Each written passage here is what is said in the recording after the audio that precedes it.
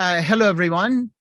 I am Mohammed Tavakkoli, the director of the Elahé Omidyar Mir-Djalali Institute of Iranian Studies at the University of Toronto. I welcome you all to another inspiring and timely session of our bi-weekly Elahé Omidyar Mir-Djalali seminar series, Iranian Cinema, which I am co-convening with Professor Khosroshahi and Professor Gulbak Rekab Talai. At the outset, I would like to express our collective gratitude to Canada's Indigenous people and acknowledge this land on which the University of Toronto operates. For thousands of years, it has been the traditional land of the Huron-Wendat, the Seneca, and most recently, the Mississaugas of Credit River. Today, this meeting place continues to be the home to many Indigenous people from across Turtle Island, and we are grateful to have the opportunity to work and prosper on their ancestral homeland. I'd like to welcome Dr. Zahra Khosroshahi and also thank her for accepting our invitation to speak today on Iranian Women Filmmakers, a Cinema of Resistance. My colleague, Professor Khosroshahi of York University, will be introducing Dr. Khosroshahi and will moderate today's session. Dr. Shaybani. Thank you, Professor Tavakkoli. It's my pleasure to moderate today's session and to introduce Dr. Zahra Khosroshahi, our speaker today. Dr. Khosroshahi is a SSHRC postdoctoral fellow at the University of Toronto, working on Iranian cinema. She's currently working on her forthcoming monograph, Iranian Women Filmmakers, a Cinema of Resistance, that is gonna be published by Edinburgh University Press. Dr. Khosroshahi's research explores how the visual medium challenges system of power and how filmmaking specifically functions as a form of resistance in Iran. Her doctoral thesis focused on Iranian filmmaker Rakhshan Banietemad's work as a gateway into important discussions around gender, femininity, and the taboo. Please join me to welcome Dr. Khosroshahi. Thank you. Thank you so much. Thank you so much, Professor Shaybani, for this wonderful introduction. I also want to thank Professor Tavakkoli for inviting me and team. I also want to just reflect on my own positionality here, not just as an immigrant, but as a settler as well. Thank you for the land acknowledgement. And finally, I want to just thank Professor Zahra Khosroshahi, who's my professor, and so my supervisor, who's really truly supported me throughout this year. And it's been a tough year for all of us. So thank you so much. And I just saw her come in. So it's so nice to have her here. Okay, so today I'll be talking to you about kind of Iranian women filmmaking, bodies and resistance. And I'll kind of start with providing some examples of bodies across Iranian cinema. And hopefully this idea will make a little bit more sense as I continue. And then from there, I'm going to delve into a couple of case studies. And I'll be looking closely at specific scenes from films. I'll finish the talk by briefly telling you about my forthcoming book and how this first chapter on bodies fits into the larger project. But before turning to the filmic examples and doing some close readings of these texts, I want to throw some examples at you. Let's begin with Manya Akbari. In her film A Moon for My Father, where she collaborates with her partner, Douglas White, Akbari, who is an exiled Iranian filmmaker, refers to her body as a shelter for my soul. The documentary-style film is an exchange of letters between the two. In this film, Akbari talks of her physical traumas, her recovery from breast cancer, connecting the personal to her birthplace of Iran. Her body takes center stage. We see this body in transition and recovery. Throughout her work, Akbari engages directly with the body, bringing her own body to the screen. In an interview I recently conducted with her, she spoke to me about how she sees her body as an embodiment of a history, a politic, an identity, a message. Diasporic visual artist and filmmaker Shirin Nishat in her Woman of Allah series also turns to her own body, using it almost as a canvas to draw upon it in her mother tongue, Persian.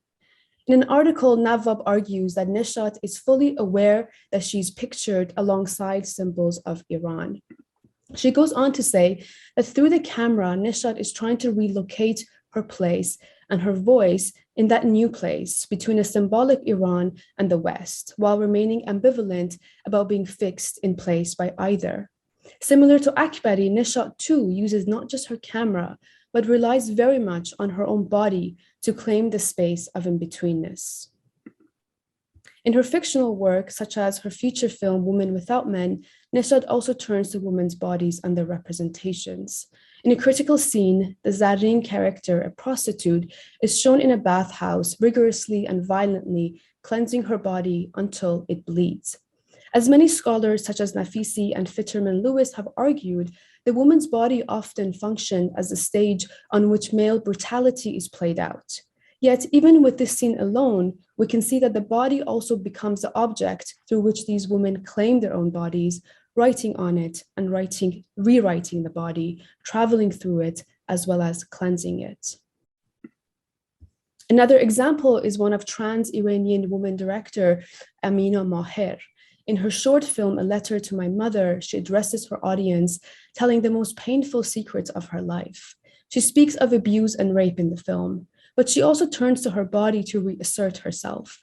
In this short film, we witness Maher shaving and bathing her body, almost as if she's shedding a layer of skin, reflective of not only a coming out story, but also as a way to return to her past and to reclaim her body. By the end of the film, Maher's body is anything but victimized. And here I want to share with you kind of a snippet of the film through a trailer, just so that you can hear and see this visual, the kind of the shaving that's taking place and the bathing.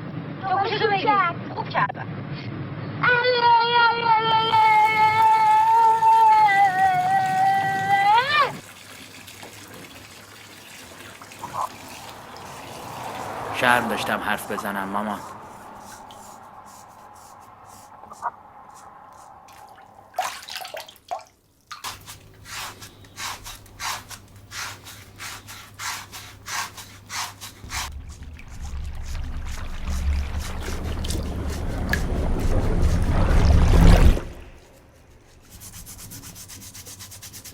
جیغ زدم. آدم دیدیمش رو جلوی دیگران نیست.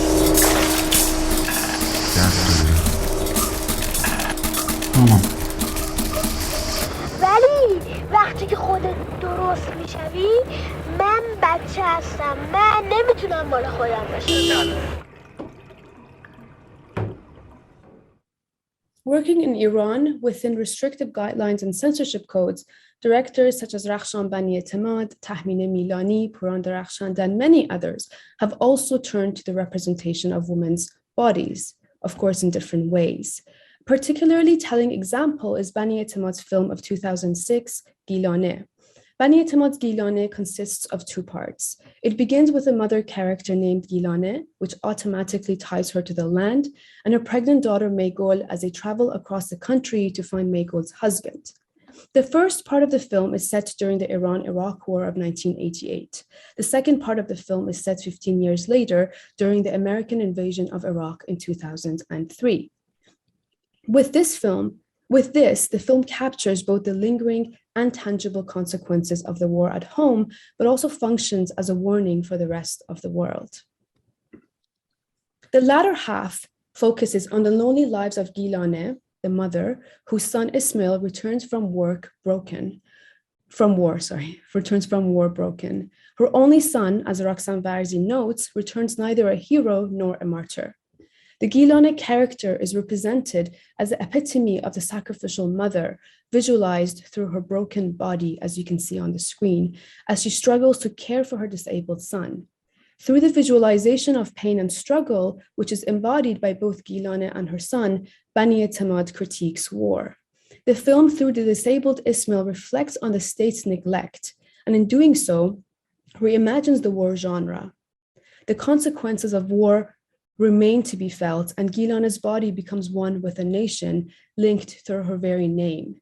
The film's reliance on the Gilane figure becomes an interesting commentary not only on motherhood and the limitations of sacrifice, but also the female body and the way it carries the plot and the nation, as the two merge into one through the name serving as a metaphor. So what of these bodies and these representations? As many scholars have noted, in post-revolutionary Iran, not only does a woman's body become taboo, but often it becomes banned. And in a country that has tried so hard to deny women their very embodiment, a government that has worked hard to seize women from existing, especially in cinema, especially physically and sexually, I still found women's bodies everywhere I looked. These bodies, the fictional ones within the films, as well as those behind the camera, enable resistance, even at times function as the very sites of protest. What's more, the individualized bodies we come across allow us to imagine something more collective. So in today's talk, I turn to the visual manifestation of these forms of resistance, looking at Rakhshan Banietemad's Under the Skin of the City, made in Iran, and Manya Akbari's A Moon for My Father, made in the UK, as case studies. I turn to films made by Iranian women filmmakers inside and outside of Iran to make sense of the discourse and visualization of resistance on the screen. My aim here is to consider how these bodies, as potential sites of oppression, are used also as possible sites for resistance and what they can tell us about the nation and nationhood. So here we turn to Tuba from Banietemad's film Under the Skin of the City, considering how she's framed and politicized. Drawn out by Banietemad in 1985, the role of Tuba, the filmmaker's most iconic character, was always reserved for Golab Adine to perform in Under the Skin of the City. However, because of censorship, the film did not receive approval until 16 years later. Tuba, however, appears for the first time in The May Lady in 1999, and then later takes center stage in Under the Skin of the City in 2001. In 2014, she appears again in Banietemad's most recent feature film, Tales. Let's watch the opening of Under the Skin of the City together. And here I'm interested in how Tuba is framed. And I do apologize for the quality of the clip. It's not great, but I hope that it can at least communicate what it needs to.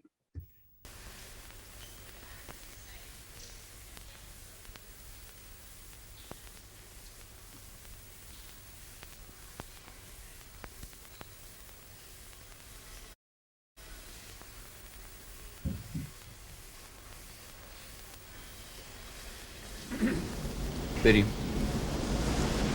آقا. سریع.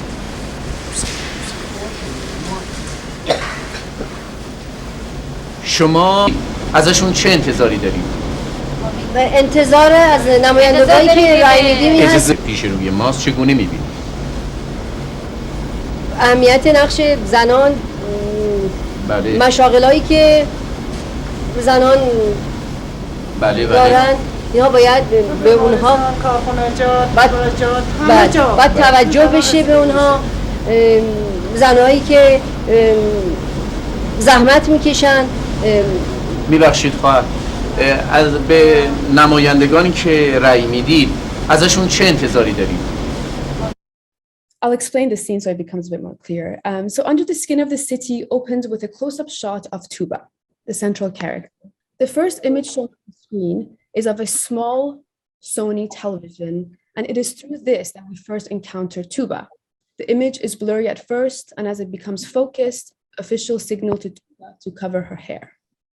Tuba fixes her scarf, pulling it forward and covering the exposed hair.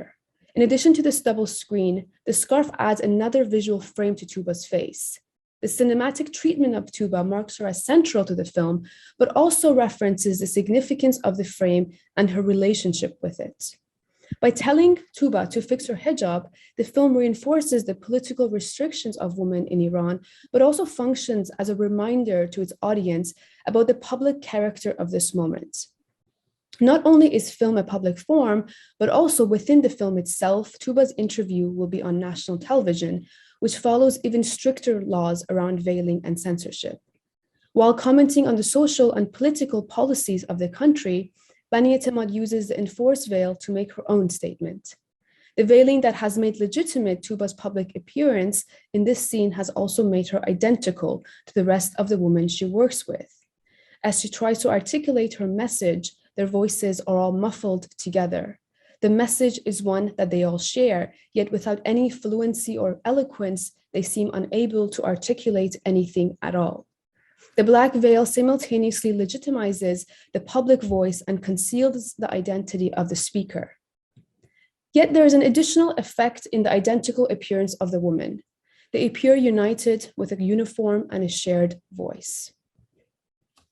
Through Tuba's embodiment, Under the Skin of the City reveals and unveils aspects of Iranian society traveling across Tehran. This is significant because it dismantles many ideas around space and gender, as well as attitudes towards a female body and its sense of mobility. Tuba's role as a marginalized working mother offers the audience a crucially significant vantage point. In addition, it is an illiterate working class woman to whom Banietemad grants this position. The importance of this lies in the depiction of Tuba as a key figure in the director's body of work, but also her centrality to the narrative. Tuba is the driving force, the glue, and the vocal character that functions as a visible and filmic reminder for an audience year after year. She is, I argue, a product and reproduction of Banietemad's resistance as a filmmaker. The way in which the story of Tuba is considered is significant to her relevancy. Through her mobility and movement to and from various spaces, Banietemad relies on Tuba as a way to unpack this. But also, it is important to note that in a cinema that works hard to marginalize women characters, the Tuba figure can represent resistance. What is more, Banietemad's illiterate female protagonist, against her will, has to adopt a political discourse as a way to survive and make sense of her pain and struggles in Tehran. This demonstrates how entrenched the personal and political are, and Tuba shows us how they can never be divorced from one another. In fact, Banietemad uses Tuba's body to make political statements, connecting the personal with the political and the public. Returning to the opening scene for a second, the officials ask Tuba to fix her headscarf. This telling moment comments on the arbitrariness of the situation. These women are here to discuss their role in the workforce as a way to bring forth change, yet all that matters, interrupting Tuba as she introduces herself, is the form of her hijab. Banietemad here alludes to the petty politics of her country that is far more concerned with women's dress than with the workers' rights. While doing so, Banietemad indirectly confronts the idea of obligatory veiling. The conventions of hijab and the censorship laws of Iranian cinema mean that we have to consider the role of veiling and the significance of private and public spaces. Here, I want to consider the implications of veiling and the visualization of women's bodies and stories on the screen. After all, the film offers an invitation through Tuba for such a consideration. Through the enforcement of veiling, the Islamic government not only opposes female autonomy and freedom over one's body, but it also limits and denies mobility. This is something that plays out in the film as well, as directors attempt to work within these laws and conventions to bring forth female characters with autonomy. And all the while, they must consider the rules of censorship. There is perhaps no better moment than the film's opening to convey the entanglement of veiling with filmic framing and its broader social implications. Also, the opening can elucidate the film's engagement with the concept of public and private spaces. So now let's turn to the final scene of Under the Skin of the City, where once again we see Tuba.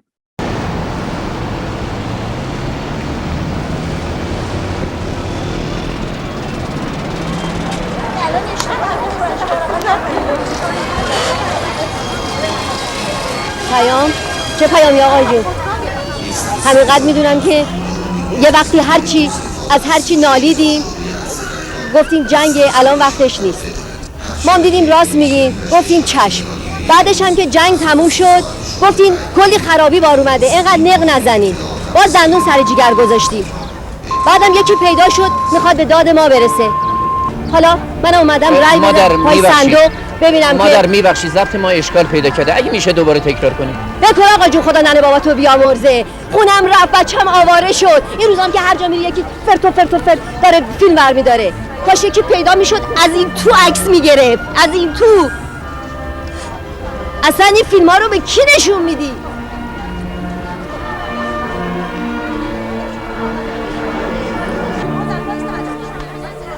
So Under the Skin of the City ends as it begins, with Tuba in focus, the camera facing her. In the film's final scene, as she's shown participating in the elections, which of course once again have a political implication. This time, however, as she's being interviewed, Tuba is much more prepared. In this final scene, she's not reciting and repeating what she has been told. When asked about her message, Tuba responds, "Message? What message?" But then Tuba is asked to repeat herself because of technical difficulties. And this time, I think Tuba's real message is delivered. Her message is loud and clear. She says, "Just forget about it. I lost my house, my son ran away, and people are filming all the time. I wish someone would come and film what's happening here." Tuba points to her heart. The film ends with Tuba's iconic question, "Who the hell do you show these films to anyway?" Here, Tuba's body, language, no tone can be contained. Her hair pokes out, she's there to vote, her message clear. So while the film returns to her, we witness her progression too. And most importantly, in this scene, Tuba embodies resistance. She also asks her famous question, the same question she asked in The May Lady, and the same question she will go on to ask in Tales. Who the hell do you show these films to anyway? Always drawing our attention to the filmic medium. Thinking about bodies and resistance, I now want to turn to Mania Akbari's film A Moon for My Father. This film too is highly aware of its own form, of the body, but is also vastly different. And after I'll kind of conclude why I'm comparing them. So Akbari has always been invested in the representation of the body in her works. In fact, she returns often to her own body. In A Moon for My Father, the idea of bodies as sites of oppression and resistance reaches its climax. The opening and closing shot of Akbari herself with two different bodies, shelters for her soul, as she declares in the film, stand out. She finds a different home, both in her body and in exile. In a nutshell, this is a film about Akbari's journey in recovering from breast cancer. By the end of the film, we see against all odds that she's able to give birth. The film also documents her undergoing surgery and the remaking of her body. In many ways, this is a personal story, an intimate letter between Akbari and her partner and co-director Douglas. Her voiceover, Douglas Aziz, Dear Douglas, conveys the nature of this exchange. I'm going to share the trailer of the film first with you to give you a sense of the images and sounds that we come across. The reason I don't have clips is because you're able to only access this film if you pay for it, and so I didn't want to show it for free to just to respect the artist. Douglas عزیز.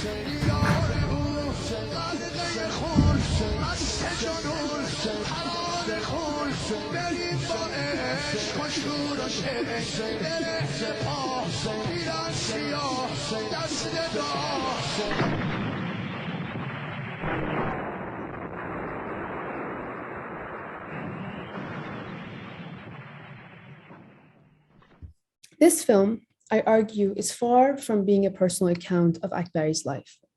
Akbari's body becomes a symbolic and visual reminder of the nation, and her story, her loss, as well as her triumph leave the audience with a sense of hope. From the trailer alone, we can see images of bodies, sculptures merged together with religious and patriotic chants and sounds of war. In fact, the very notion of the body in the film is intertwined with images of war, homeland, oppression, memory, sickness, and abuse. But there are also images of resistance, hope, and survival. By the end of the film, Akbari's body has overcome so much in the ultimate form of miraculous resistance as she breastfeeds her little boy. Through her bodies, and I use bodies rather than body to reference her transformations and transitions, as well as the bodies of other men and women through which Akbari and Douglas take us on a journey. But it is Akbari's birthing body against all odds and the rebirthing and reconstruction of her body that really bring us home. The film is bookended with Akbari's body, with a double camera, hers and the medical camera that examines her body. But Akbari uses her body to tell a bigger story, to make larger connections, all the while offering a meditation on women's bodies and experiences of pain and loss. What Akbari brings into the scene is truly confronting, moving, and most certainly political. In this opening scene, as you see on the image, on the slide, we see her body and we see her scars. In the closing of the film, Akbari's body is different. She has made, in her words, a new shelter for her soul. And even though we learn and see that her body has endured so much, in this final scene, it is her survival that really stands out. But no matter how personal this journey may be for Akbari, her film always makes connections to the political. Throughout the film, she shows her own personal fight with breast cancer and she shows how her personal fight with breast cancer has come to stand for something bigger, taking us back to the long years of war, pain, death, and visually taking us to the current resistance displayed by her fellow Iranian women on the streets of today's Tehran. As you see on this slide, this is Akbari post-surgery. This is from the film, as she's showering and healing. Even here, her body reminds her of the country she has been forced to leave behind. She says here, I have lived most of my life in Iran, where the female body is a source of guilt and is constantly censored. But her message and the connection between her home and her body go even further in the film. This is an image of a woman in Tehran, Iran, used in Akbari's film too. The woman stands on a podium to protest and object obligatory veiling. Here she waves a headscarf as she fights for her right to choose. Today, her and so many like her are in prison. Here, Akbari shows that she cannot think about her body without the collective body of women in Iran. She says in the film, I feel I am them and they are me, connecting herself and her body here back to the nations. And visually, Akbari goes on to edit her own pregnant and naked body onto the podium, at once shattering the enforced modesty codes of the Islamic Republic and rejecting its notion of collectivity and nationhood. By merging her body with these women and her story with theirs, she claims a spot, a place in this ongoing resistance, and even in her exile, imagines her body as part of Iran's women's movement. In literature and in film, women's bodies have often been used as metonymic, standing for the nation and its ideologies, constantly linked. For Akbari, an Iranian exilic filmmaker, the body in transition, in sickness and recovery, offers a powerful metaphor for understanding her relation to ideas of the nation. Akbari's feminized and feminist voice presents a gateway through which we can further explore the visualization of women's bodies on the national and transnational screen, merged with subjects of war and borders. Her work engages with borders and border crossing, as well as a relationship between home and exile, local and global, to respond to systemic violence. In doing so, Akbari rewrites herself in an act of resistance and an assertion of belonging. I argue here that Akbari's embodiment becomes a very physical space through which she crosses borders, connecting back to the country she has been forced to leave behind. In doing so, she assumes in her recovered body an entirely new meaning that links her to the collective feminist movement of her Iran. By the end of A Moon for My Father, her body, symbolic of her personal resistance, also functions as a confrontation with her own history and her own country. Most importantly, through her body and the filmic form, Akbari connects back to her home and is reunited with the movement there on the streets of Tehran. I was curious about how she views her own exile, and this is what she said. I think the concept of home and borders has changed greatly. The virtual world is just as real, and it has made us rethink geographical borders. Of course, we're connected to geography too, but it is Iran whose existence depends on me. It is people that shape a nation. In both films, Banietemad and Akbari center the woman's body as a site of resistance. And through the embodiment of Tuba and Manya, though in very different ways, the films engage with their social and political contexts to imagine a new society and to challenge ideas of collectivity as an ideology. By the end of the film, the two women stand alone, independent, but yet connected. And this is important as they challenge, through very different means, the brand of collectivism implemented by the Islamic Republic. As well, these bodies challenge the assumptions of veiling by the Islamic Republic. If veiling was put in place to contain women's bodies, voices, and experiences, both directors show their strong rejection. Or if veiling was to create a unified and maybe even passive idea of womanhood in Iran, again, these directors say no. And of course, the two filmmakers' contexts are vastly different, but I argue that Tuba's hair poking out, paired with her loud protest at the end of the film, offers a discourse and visualization of embodied resistance, just as Manya's body offers through her film. So this brings me to my final section of the talk, where I want to briefly share my forthcoming book on Iranian women filmmakers. And my work on women's bodies discussed so far serves as part of the first chapter of this book. By sharing an overview of the book, I want to better contextualize some of the bigger questions and methods I aim to explore and ask with this project. Most importantly, I want to share with you why this research is important and why we must look to the works of Iranian women filmmakers and why we must look at them, why we must look at directors inside and outside of Iran alongside one another. So the connective thread in the book is a theme of resistance. Here, I want to turn to the words of filmmakers themselves, and I'll start with Banietemad. She says, "Cinema isn't my job, cinema is my life. Not that I'm fascinated by cinema per se. Rather, cinema is a tool that visualizes and brings to the screen my concerns for my society and my country. Art for the sake of art has no meaning to me. Art is a vehicle for raising awareness and producing knowledge, especially in societies like Iran." These lines by Banietemad highlight the importance of cinema as a platform for social change in the country, encapsulating the filmmaker's vision and inspiration behind her work. For Banietemad, artistic and cultural works are like water slowly dripping into a boulder until over time, cracks begin to appear. In a country governed by restrictions and red lines, artistic expressions are meaningful. Film specifically play a key role in creating a distinctive space that confronts the nation's social, gender, and political issues.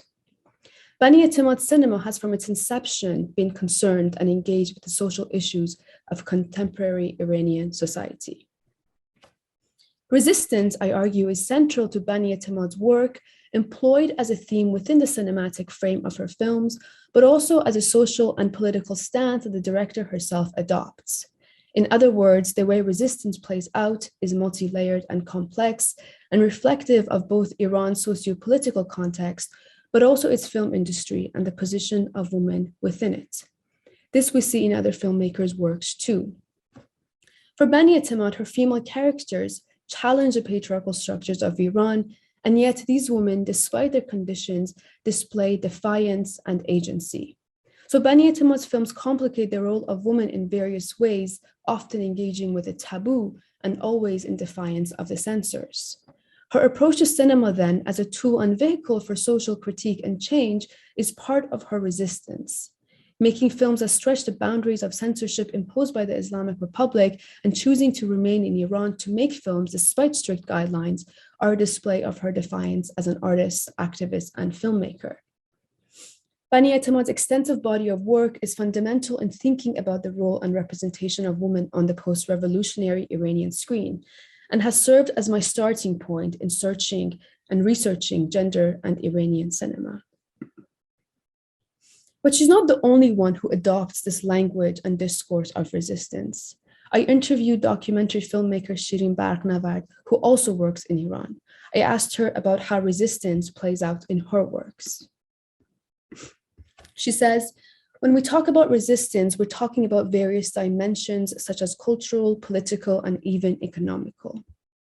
She goes on, any creative act in societies that are in transition, places like Iran, can be seen as resistance.